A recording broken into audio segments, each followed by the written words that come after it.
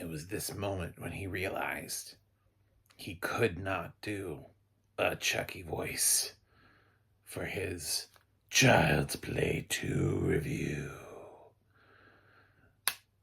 Welcome back. It's spooky season and I'm still playing around with flashlights in the dark. I'm John Stark, I'm a blind film critic, and this is Child's Play 2. Dos. Niños Dos. Child's Play 2. Ooh, there's nothing scary about this. But we shall commence. So Child's Play 2 came out in 1990. And it's currently available on Netflix. It has audio description. It's done by Herb Merriweather. I love that name. I've been able to remember that name without writing it down for 2 days as I waited to review this film. Record this video. Like 2 full days. I was like, I won't forget that name. And I have not. Herb Merriweather. I think Audio Eyes produced the audio description. I'm not really sure. But yeah, so let's talk about Child's Play 2. A film that I don't think I've ever actually chosen to sit down and watch until now, but I've definitely continued to see this on, cable, late night cable. We watched so many things back in the day, my generation in late night. USA was telling us to stay up all night, and we did all night. So, I'm pretty certain that's how I saw it.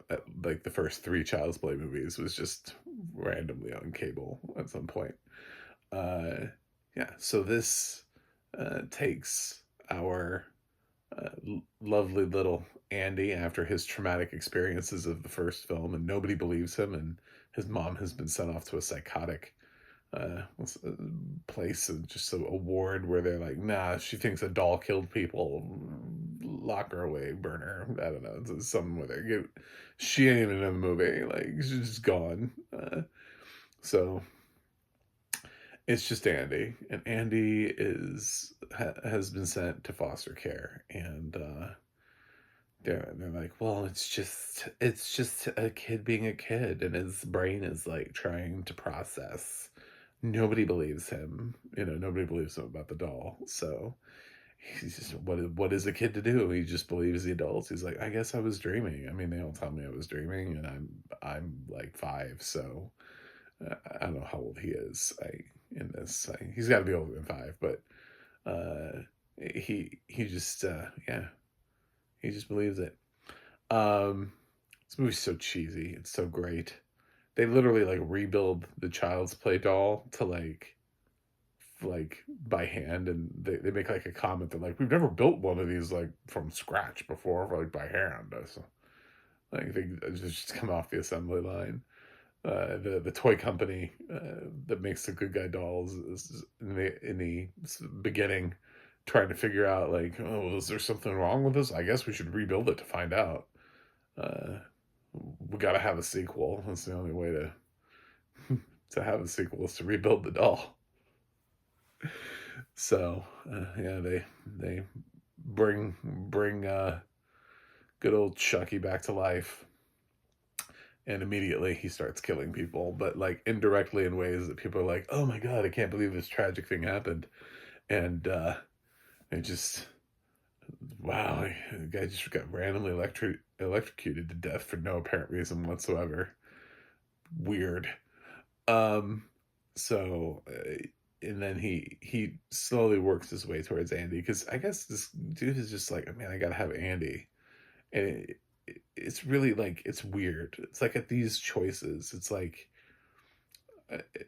horror movie franchises, some of them have the killer always finds new people, and there is not like one cohesive like final girl that runs through the entire franchise. And other ones, it's like it's always Sydney. You know what I'm saying? Like no matter what, like it's always some crazy dude going after like the same person, and they just can't give up. So Chucky is just gonna keep going after Andy, um, who has sort of begrudgingly been adopted into this foster family where they also have Kyle. So this film would be important for people who have only seen the Chucky series but have not bothered to watch the films, because this would explain where Kyle came from. But I mean, I forgive you if you if you've been watching only Chucky the series, which is by far more gorier and bloodier than this. Just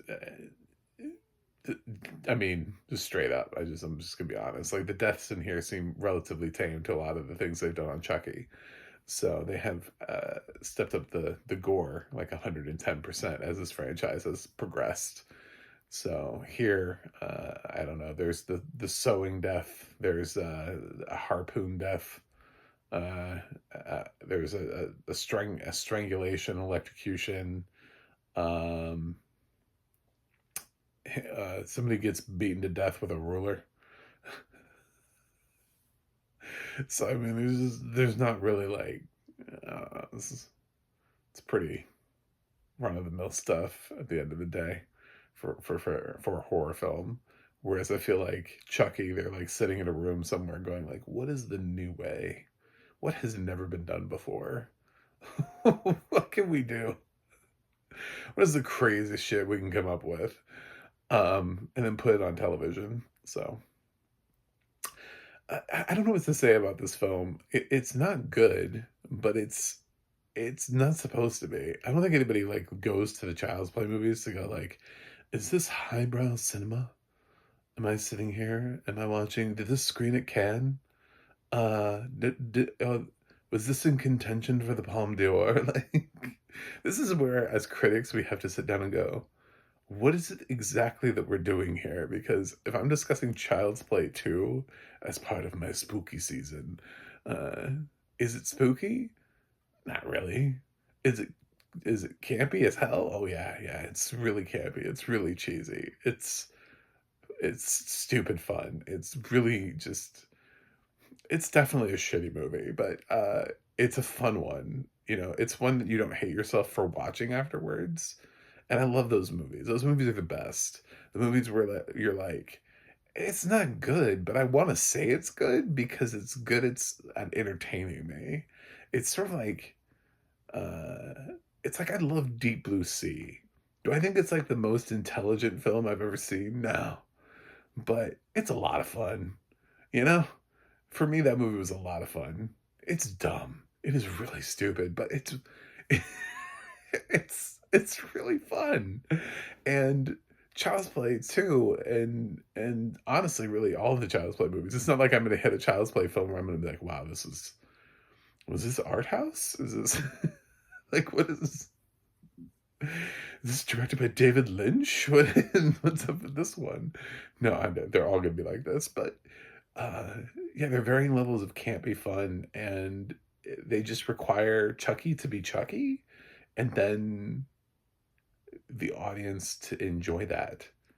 You know, you either enjoy Chucky for what he is, or you think he's dumb, and those are the two camps. There's not really like a grade here. Like, how do you grade this? Because, like I said, it's enjoyable, but it's also objectively not a good movie. Like, this is very cheesy. The sequel is more of just like, well, I guess I'm gonna go after Andy again. It's like it very much feels like, well, the studio made a sequel. Let's see what we can do with that. So yeah, there's not really anything that I can say from a critical standpoint on this film. In terms of sequels, I don't even know. Like, what do I do? Like, compare it to like Friday the 13th Part 2, Nightmare on Elm Street 2, like other movies of its time period? Well, it's not the same thing because some of those movies were trying to be scary from the beginning. This one was always about a doll that came to life. So I think when they first conceived Child's Play, they probably thought, oh yeah, this is going to be, we're really going to get people. We're going to get people with this doll. It's going to be really scary. And then when they've actually watched it, they realized what they'd done. So by Child's Play 2, they're just having fun. They're like, yeah, no, nobody really is actually scared by these movies, but they come here because it's fun, campy, and it's gory, and yeah, it knows what it is. This is the beginning of when the Child's Play franchise begins to actually know what it is, and it's not trying to pretend. The first one, I think, is trying to hit all the notes of a horror movie, but it's the second one where you really just go, nah, they know.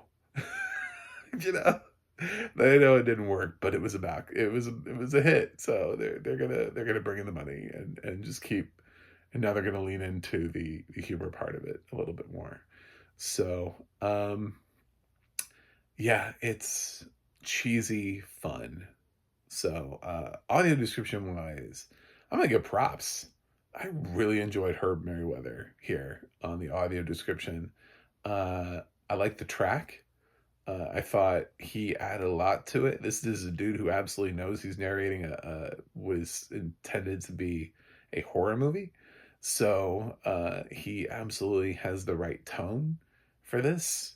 He's not distracting from the film at all. Like he is complimentary to the film. He actually adds to the experience.